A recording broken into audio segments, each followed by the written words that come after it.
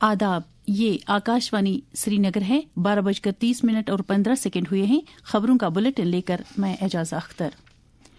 وزیر اعظم نریندر مودی نے پریکشا پہ چرچا کے 9ویں شمارے میں آج طلباء کے ساتھ بات کی۔ انہوں نے بچوں کے ساتھ بات کرتے ہوئے انہیں امتحانات کے دوران تناؤ اور بے چینی پر قابو پانے سے متعلق کچھ مفید مشورے دیے۔ انہوں نے کہا کہ ہر طالب علم میں کچھ خاص صلاحیتیں ہوتی ہیں اور ضروری ہے کہ ہم اپنی صلاحیتوں پر بھروسہ کر کے انہیں نکھارتے رہیں۔ وزیر اعظم نے بچوں کو تاکید کی کہ وہ اپنے اساتذہ اور والدین کی جانب سے دیے جانے والے مشوروں کو سمجھ کر ان پر عمل بھی کریں۔ انہوں نے طلباء کو دوسروں کی نقل کرنے سے احتراز کا مشورہ دیتے ہوئے کہا کہ اصل اعتماد تب پیدا ہوتا ہے جب بچے دوسروں کے مشوروں اور خود اعتمادی ملا کر آگے بڑھنے کی صحیح کریں۔ انہوں نے اساتذہ سے بھی تاکید کی کہ وہ ہر بچے کی صلاحیت پرکھ کر ان کی حوصلہ افزائی کرتے رہیں تاکہ وہ اپنے مستقبل کو سنوار سکے۔ وزیر داخلہ امت شاہ 2 روزہ دورے پر کل شام دیر کے جموں پہنچے۔ ہوائی اڈے پر لیفٹیننٹ گورنر منوج سنہا نے ان کا استقبال کیا۔ دورے کے دوران وزیر داخلہ سرحدی علاقوں کا دورہ کر کے سرحدی حفاظتی انتظام کا جائزہ لینے کے علاوہ وہاں تعینات اہلکاروں کے لیے دستیاب سہولیات کا بھی جائزہ لے رہے ہیں۔ امت شاہ اعلیٰ سطحی سیکیورٹی میٹنگوں کی صدارت کرنے کے علاوہ جموں کشمیر کے ترقیاتی منظرنامے کا جائزہ لینے کے لیے بھی ایک میٹنگ کی صدارت کریں گے۔ ان کا شہید پولیس اہلکاروں کے اہل خانہ سے ملنے اور ہمدردی کی بنیاد پر سرکاری نوکریاں فراہم کیے جانے کی ایک تقریب میں بھی شرکت کا پروگرام ہے۔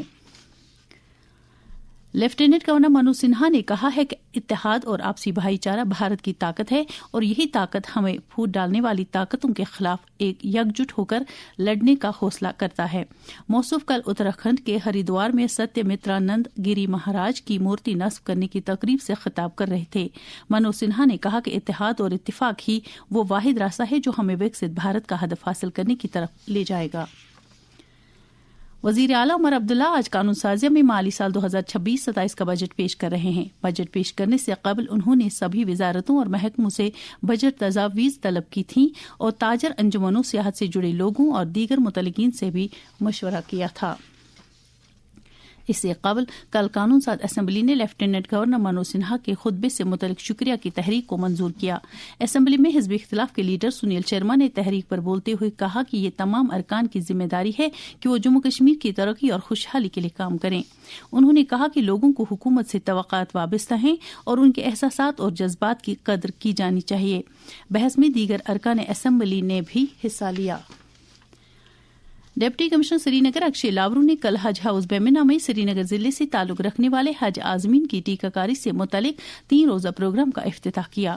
انہوں نے ٹیکہ کاری کے احسن طور انجام دیے جانے کی ہدایت دیتے ہوئے متعلقین پر زور دیا کہ وہ اس سلسلے میں کسی طرح کی تساہل پسندی سے کام نہ لیں اور یہ بات یقینی بنائیں کہ سبھی عازمین کو ضروری ٹیکے لگائے جائیں۔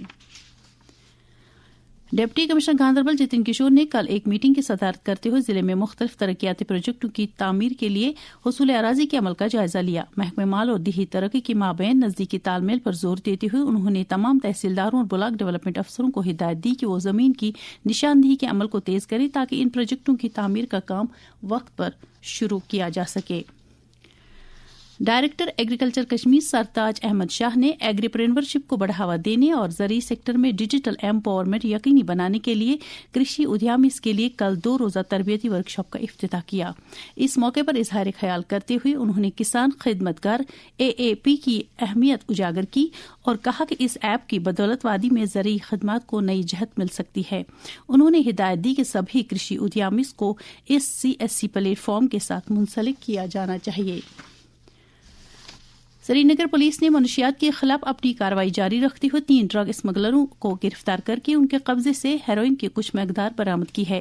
تینوں گرفتار شدگان کا تعلق ایک ہی کنبے سے ہے جو کہ مسکین باغ خانیار کے رہنے والے ہیں۔ پولیس نے ان کی اسکارپیو گاڑی بھی ضبط کی ہے۔ ضبط کیے گئے ہیروئن کی مالیت لاکھوں میں بتائی جا رہی ہے۔ اس کے ساتھ ہی خبروں کا یہ بلیٹن ختم ہوا۔ خدا حافظ۔